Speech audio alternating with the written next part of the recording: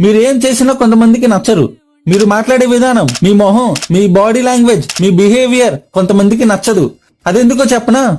అదంతే. ఈవెన్ దేవుడికి కూడా హేటర్స్ ఉంటారు. మా దేవుడు గొప్ప అంటే మా దేవుడు గొప్ప అంటూ వేరే వాళ్ళ దేవుడిని తిడతారు, ద్వేషిస్తారు. ఇంకా మీరంతా, మిమ్మల్ని కూడా హేట్ చేసే వాళ్ళు ఉంటారు. ఇతరులు ఏమనుకుంటారో అని మీరు భయపడి మీరు ఎన్నిసార్లు వెనక్కి తగ్గారు. ఈ ప్రపంచంలో ఎంత సక్సెస్ అయిన పర్సన్ అయినా గానీ ఒక్క పర్సన్ తోనైనా ద్వేషించబడకుండా ఉన్నాడా? మీరు క్రికెట్ చూడకపోయినా గానీ విరాట్ కోహ్లీ గురించి వినే ఉంటారు. Virat Kohli one of the greatest player. అయినా గానీ వేరే వాళ్ళ ఫ్యాన్స్ కు విరాట్ కోహ్లీ నచ్చకపోవడంతో ట్రోల్ చేసే వాళ్ళు ఉన్నారు. విరాట్ కోహ్లీ ఏం తప్పు చేశాడని హేటర్స్ ఉన్నారు.